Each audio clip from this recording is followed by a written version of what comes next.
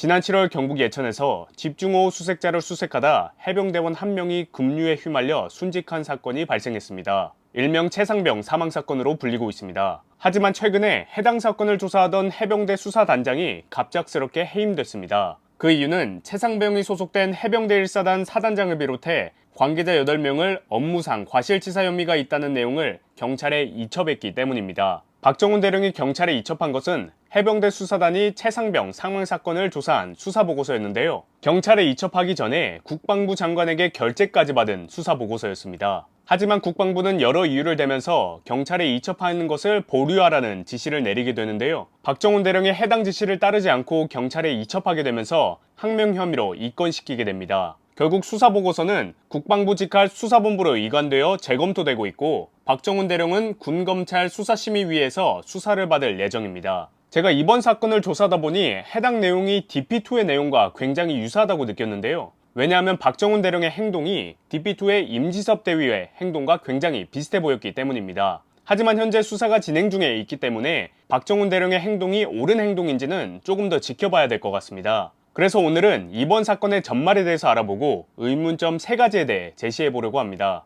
우선 최상병 사망 사건으로 거슬러 올라가겠습니다. 7월 15일 해병대 1사단장 주관으로 지휘관 회의가 소집됩니다. 회의에선 집중호우로 인해 경북 예천군의 현장 투입이 논의됐는데요. 해병대 수사단의 조사 결과 이때까지만 해도 실종자 수색은 거론되지 않았다고 합니다. 1사단장은 대원들이 떠나기 직전에야 실종자 수색도 과업에 포함된다고 말했는데요. 이를 뒤늦게 한 지휘관들은 안전장비를 잘 챙기지 못하고 결국 장화와 포대자루, 삽과 곡괭이만 챙겨갔다고 합니다. 7월 18일 그렇게 대원들은 수색을 시작했습니다. A 여단장은 저녁에 수색작전 회의 중에 수변 수색 활동이 원칙이고 입수는 금지하나 의심지역 수색 필요시 장화 높이까지 들어갈 수 있다고 지시했습니다. 해당 지시가 아래의 지휘관들에게는 A 여단장에게 승인받은 사항이니 허리 아래까지는 물에 들어갈 수 있다고 전파됐다고 하는데요. 이와 관련해선 1사단장의 작전 중 복장, 경례 태도, 브리핑 상태 등에 대한 지적사항 등으로 예하 지휘관들이 지휘 부담을 느껴서 무리하게 지시한 것으로 수사단은 파악했다고 합니다. 실제로 사단장은 대원들에게 빨간 해병대 옷만 입으라고 복장 통일을 강조했고 수색 현장에 방문해 물속에서 작업 중인 대원들의 사진 보도를 보며 훌륭하다, 훌륭한 공보활동을 하고 있구나 라고 말했다고 합니다. 다음날 7월 19일 탐침봉을 이용해 인간띠를 만들어 실종자를 찾고 있던 중 갑자기 집안이 내려앉으면서 최상병과 대원 2명이 급류에 휩쓸립니다. 다른 대원 2명은 수영으로 빠져나왔지만 수영을 못하는 최상병은 그대로 급류에 휩쓸려 순직하게 됩니다. 여기까지가 해병대 조사단이 조사한 최상병 사망 사건의 전말입니다. 지금부터는 해당 조사 결과를 두고 해병대 수사단장이었던 박정훈 대령과 국방부 사이에 일어났던 일들에 대해서 정리해 보도록 하겠습니다. 앞선 조사 결과를 토대로 해병대 수사단은 각 제대별 지휘관들이 업무상 주의 의무를 소홀히 한 과실로 익사사고가 발생한 것으로 판단된다며 사단장과 A여단장을 포함한 총 8명을 군사법원법 제2조 제2항에 의거해 관할경북경찰청에 이첩 예정이며 향후 적극 협조토록 하겠다고 설명했습니다. 박정훈 대령은 7월 29일 국방부 장관에게 보고하기 전 유가족에게 해당 조사 결과를 먼저 보고하게 됩니다. 이후 7월 30일 박 대령은 조사보고서 결재를 위해 국방부 장관을 만나 조사 결과에 대해 설명을 하게 됩니다. 이후 국방부 장관이 사단장도 처벌을 받아야 하냐고 묻자 해병대 사령관이 사단장도 과실 혐의가 있고 물증도 확보돼서 경찰에 수사를 넘겨야 한다고 말했다고 합니다. 그래서 장관은 알겠다는 말과 함께 국방부 대변인에게 수사 결과에 대한 생각을 묻습니다. 대변인은 엄정하게 됐습니다.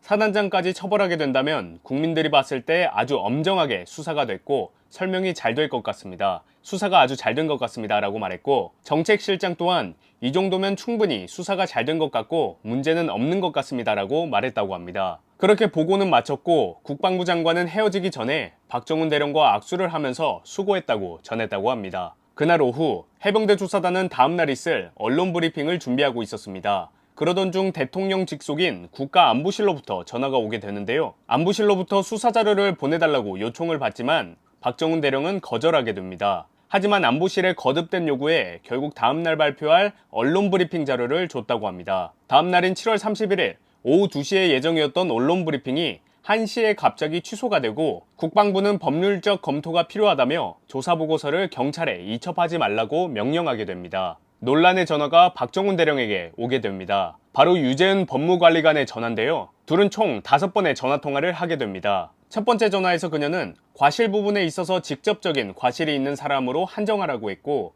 이에 대해 박대령은 직접 물에 들어가라고 한 대대장 이하를 말하는 것이냐고 묻습니다. 그녀가 그렇다고 대답하자 박대령은 사단장과 여단장도 과실이 있다고 판단한다. 그래서 이 부분에 대해선 경찰이 판단할 사항이다. 게다가 해당 내용을 이미 유가족에게 설명했다고 답합니다. 이후 그녀는 일단 수사 서류를 보내라고 해서 박대령은 사건 인계서와 사건 기록 목록을 보내게 됩니다. 그렇게 해당 자료를 보내고 난 뒤 두 번째 통화를 하게 되는데요. 그때 그녀는 이렇게 하면 안 된다. 혐의자와 혐의 내용을 다 빼야 한다.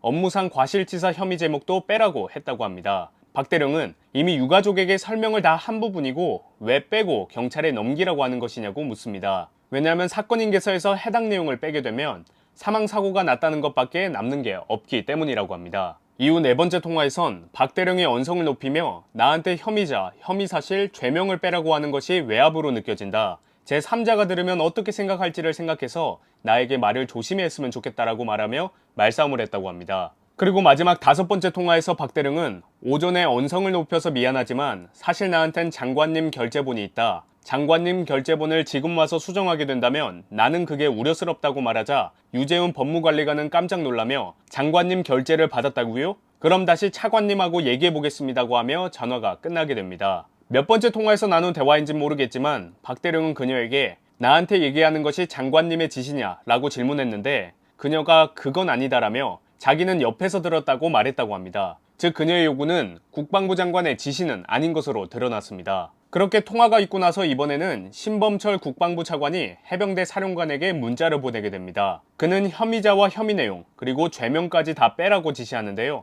해병대 사령관은 해당 문자를 박대령에게 전달하고 하지만 박대령은 이러한 것들을 모두 신경 쓰지 않고 오히려 해병대 사령관을 설득합니다. 박대령은 한 장짜리로 된 보고서를 통해 해병대 자체에서 유가족에게 이미 설명을 했고 장관님에게 보고된 문서를 우리 스스로 변경하는 것은 수사 축소 및 조작이 될 수 있고 나중에 가서 큰 문제가 된다. 그러니 수사단장 입장에선 법과 규정대로 하는 것이 맞다는 의견을 밝히게 됩니다. 그렇게 박대령은 국방부의 이첩 보류 명령을 무시한 채 자신의 생각대로 조사 보고서를 경찰에 이첩하게 되죠. 결국 국방부는 경찰에 이첩된 보고서를 회수했고 박대령에게 집단항명 수괴죄, 나머지 2명에겐 집단항명죄로 입건을 시킵니다. 박대령은 국방부 검찰단의 수사를 거부하면서 결국 군검찰 수사심의위에서 조사를 받게 됩니다. 그리고 해병대 수사단의 조사 결과는 국방부가 재검토하고 있습니다. 지금까지가 언론과 박대령의 인터뷰로부터 나온 사건의 전말입니다. 그러면 여기서 짚어봐야 할 3가지 의문점에 대해서 제시해 보겠습니다. 첫 번째 의문점은 국방부 법무관리관은 왜 수정을 요구했으며 국방부는 왜 경찰 이첩을 보류하라고 지시했던 것일까요? 조사 결과 보고서는 이미 절차에 따라 해병대 사령관, 해군 참모총장, 국방부 장관에게 결재를 받은 보고서였습니다. 게다가 해당 보고서의 결과는 군사경찰의 독단의 판단이 아니라 1사단에 있는 군 검사들과 논의한 후에 객관성을 검증받은 결과였다고 하는데요. 하지만 이러한 결과에 대해 유재은 법무관리관은 혐의자와 혐의 사실, 죄명을 빼라고 했고 국방부는 예정된 경찰 이첩을 보류하라고 지시했죠. 이에 대해 유재은 법무관리관은 나는 장관님의 지시를 받았다. 작년에 개정된 군사법원법에 대해 세부적으로 수사단장에게 설명을 해주라는 명령을 받고 설명을 해줬을 뿐이다. 해당 법에 따르면 경찰에 이첩하는 서류에 혐의 사실을 포함할 수 있고 혐의 사실을 뺄 수도 있기 때문에 나는 이를 해석해 준 것이다 라는 입장을 내놨습니다. 그리고 국방부는 첫 번째 승인은 최종 승인이 아니라 중간결재라며 국방부 법무관실의 검토 결과 추가적인 법리적 검토가 필요해 이첩 보류를 지시했다고 밝혔습니다. 왜냐하면 작전에 참여한 하급 장교들까지 모두 수사 대상에 포함시키는 것은 과하기 때문에 이 부분에 대해서 법률적 검토가 필요해 지시를 뒤집었다고 설명합니다. 하지만 박대령은 입장문을 통해 국방부 법무관리관의 통화로부터 수차례의 수사 외압과 부당한 지시를 받았다고 주장합니다. 그리고 박대령은 유재훈 법무관리관이 첫 통화를 했을 때 그녀는 수사 결과를 본 적이 없다. 그런데 사건 기록에 문제가 있고 혐의 내용을 적시하는 것은 문제다라는 대변인의 말은 이해하기 어렵다고 밝혔습니다. 또한 국방부로부턴 해병대 1사단장의 혐의 사실을 빼라는 외압을 받았다고 주장하고 있습니다. 실제 보고서를 확인해 본 결과 임성근 1사단장의 혐의 사실이 가장 큰 분량을 차지하고 있고 하급 관리들의 혐의 내용은 현장 안전통제 미흡으로 간략하게 명시되어 있다고 합니다.